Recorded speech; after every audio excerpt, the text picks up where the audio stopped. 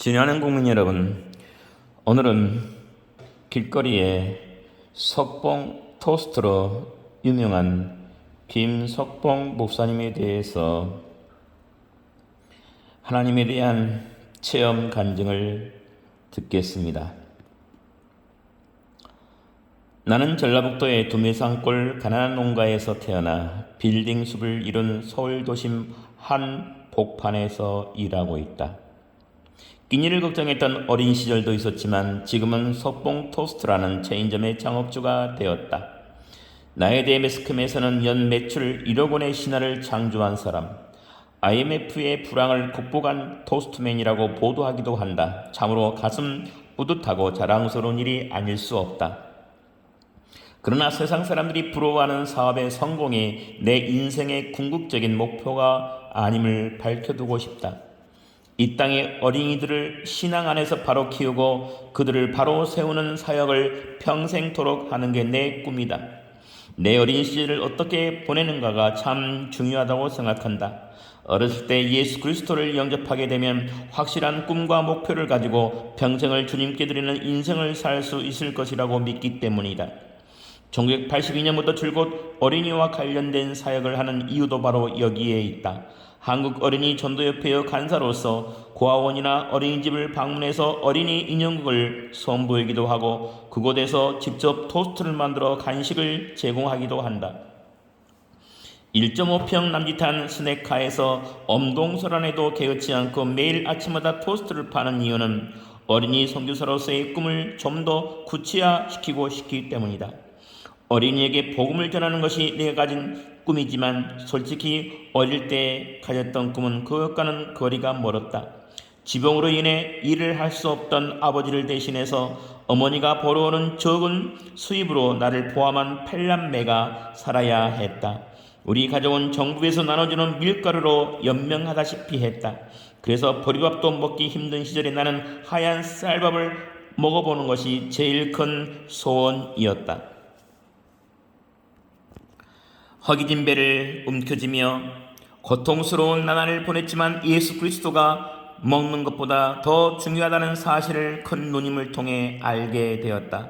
남의 집살이를 하던 큰 누님은 집주인의 전도를 받아 예수를 믿게 되었고 다른 형제보다도 나를 제일 먼저 교회 주일학교로 데려가 주셨다. 초등학교 3학년이라는 어린 나이에도 불구하고 나는 처음 듣는 성경 이야기를 곧잘 이해했다. 그런데 어느 주일날 나사로에 대한 설교를 듣고는 큰 충격을 받았다.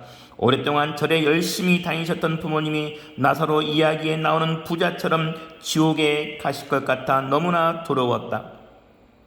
부모님의 구원을 위해 나는 매일 기도했고 주일이 되면 교회에 나가 예배를 드렸다. 그러나 내 모습이 못마땅했는지 어머니는 일요일만 되면 산더미처럼 많은 일을 가져와 일을 마칠 것을 요구하셨다. 그 일을 다 끝나기 전에는 교회 갈 생각이랑 하지도 마라.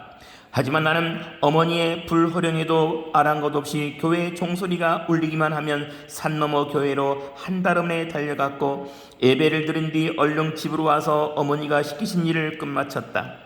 교회 다녀온 것을 어머니한테는 들키는 날이면 크게 야단을 맞기도 했다.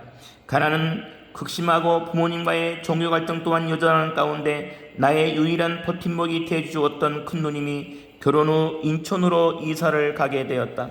누님은 갑자기 의지할 때를 잃어 상심을 했던지 나에게 인천으로 와서 같이 살자고 하셨다. 인천으로 거처를 옮긴 나는 누님과 함께 교회를 열심히 나갔고 어느 날 부흥회에 참석해 많은 은혜를 받았다. 부흥회의 마지막 날 밤 강사 목사님은 삶 속에서 쉬지 말고 매일 기도하시라며 말씀을 통해 하나님을 만나는 삶을 살아야 한다고 성도들에게 당부하셨다. 나는 곧장 산으로 향했다. 하나님을 만나고 싶었다. 내 인생에서 기댈 수 있는 분은 하나님 한 분밖에 없었다. 하나님을 간절히 찾고 싶은 마음에 손을 들고 목청껏 기도했다. 열심히 기도하는 내가 지었던 온갖 죄들이 영화의 필름처럼 스쳐 지나가기 시작했다. 울음이 봇물처럼 터져나와 목 놓아 울면서 해결을 했다. 내가 기도하던 곳은 화력발전소와 송전소 바로 옆이었다. 나는 어두운 밤에도 송전소를 통해 곳곳에 밝은 빛이 전해지는 것처럼 나를 통해 빛 대신 예수 그리스도가 아이들에게 전해질 수 있게 해달라고 기도드렸다. 새로운 소망으로 가득 찬 나는 뛸 듯이 기뻤다. 산기도를 드린 이후부터 내게는 모든 것이 새롭게 보였다. 산천초목이 다 달라 보였다. 신기한 일도 한 가지 경험했다. 오랫동안 심한 축농증을 알아왔는데 그날 이후 축농증이 시친 듯이 나았다. 코로 맑은 공기를 들이마시고 내쉬며 새 삶을 살게 된 것이다. 영적인 경험을 했기 때문에 새로운 일들이 펼쳐질 것 같았지만 현실은 변함이 없었다. 집안 형편이 어려워 초등학교를 졸업하고도 중학교에 가게 해달라고 부모님께 차마 말씀드릴 수가 없었다. 상급학교에 진학한 또래 친구들이 부럽기도 했지만 마음을 단단히 먹고 내가 나아갈 바를 다른 방향으로 정했다. 아버지 말씀대로 기술을 배우면 어른이 된 이후에도 돈벌이를 잘할 것 같아서 일단 영접공으로 취직을 했다. 그래도 어느 날 공장장님이 실수로 휘두르신 새 파이프에 맞아 숨을 쉬기 어려울 만큼 극심한 타박상을 입는 일이 발생했다. 후유증으로 며칠간 알아눕다가 결국 공장을 그만두게 되고 말았다. 영접공직을 접고 난 뒤에는 세차장과 조선소를 전전했고 나중에는 야채와 과일을 파는 행상일까지 가게 되었다.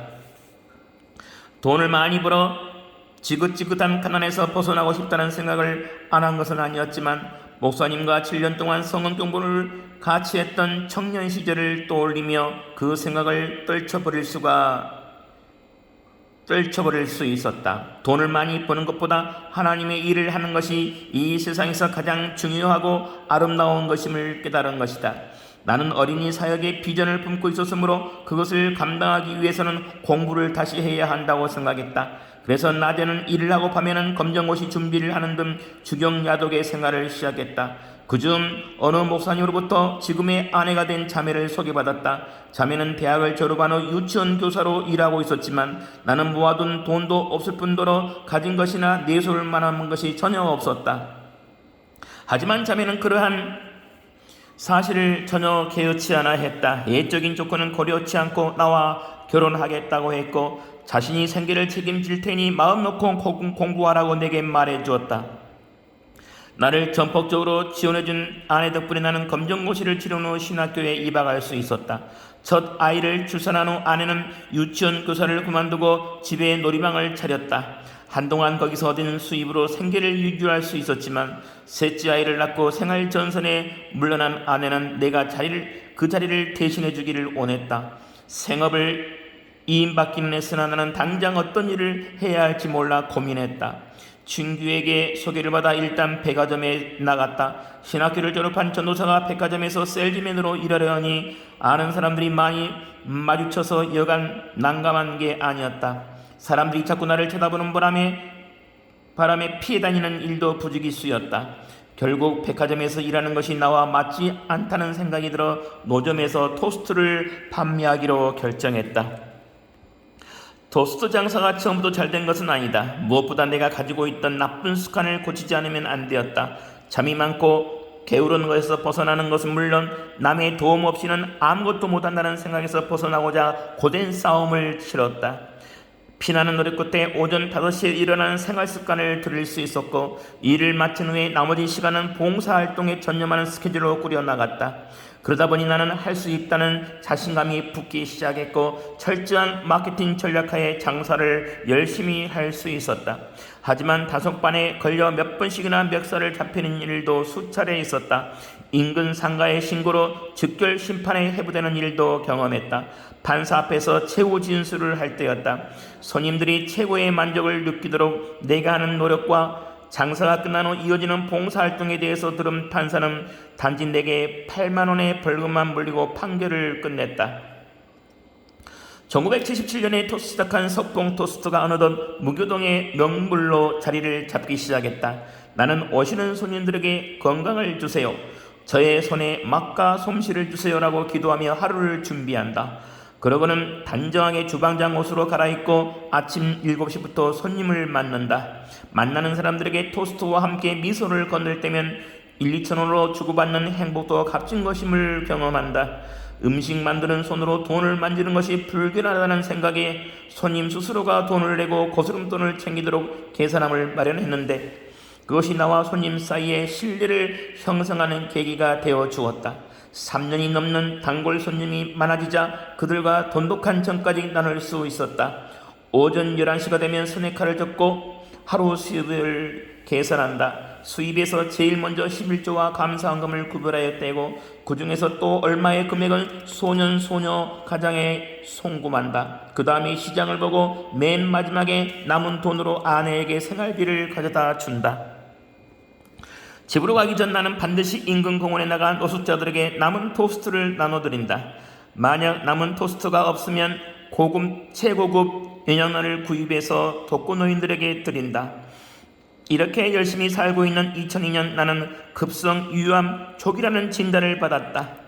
평소 마라톤으로 단련됐고 규칙적인 생활을 해왔는데 암이라니 도무지 믿어지지가 않았다. 넷째 아이를 임신 중이었던 아내가 충격을 받을까봐 나는 이 사실을 알릴 수가 없었다. 수술만 받으면 금방 나을 수 있을 텐데. 한마디만 던져놓고는 방에 들어와 혼자서 얼마나 울었는지. 그날 밤 아내가 뒤척이며 몰래 흐느끼는 것을 알아채고는 가슴이 미어지는 슬픔을 느꼈다. 무엇보다도 아이들 4명의 생기가 걸려있는 게 마음 아팠다. 하지만 나는 우리 가족 가운데 임하시는 하나님의 특별한 계획을 믿기로 했다. 그것이 무엇인지 당장 알 수는 없지만 하나님의 계획을 신뢰함으로 받아들인 것이다. 드디어 수술 날짜가 잡혔다. 나는 수술실로 들어가기 직전 하나님께 간절히 기도를 드렸다.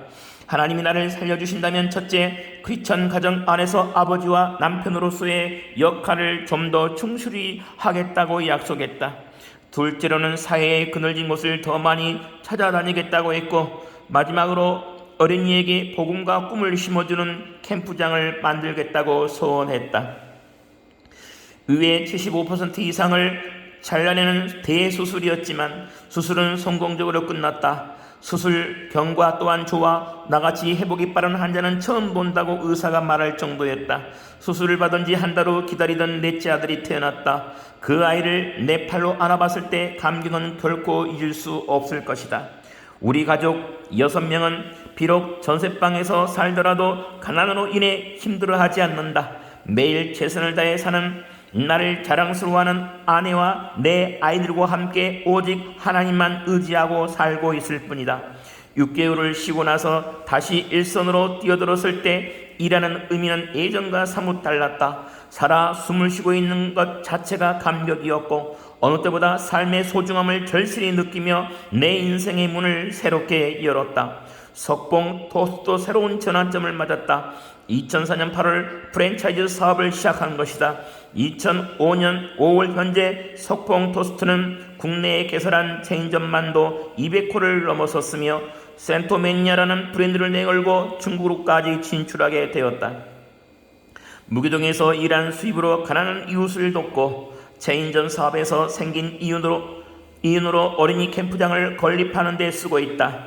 20만 평의 넓은 대지에서 아이들이 마음껏 뛰놀며 예수 그리스도를 배울 수 있는 장소를 세운다는 꿈은 나에게 생의 활력을 불어넣어 주기에 충분한 것이다.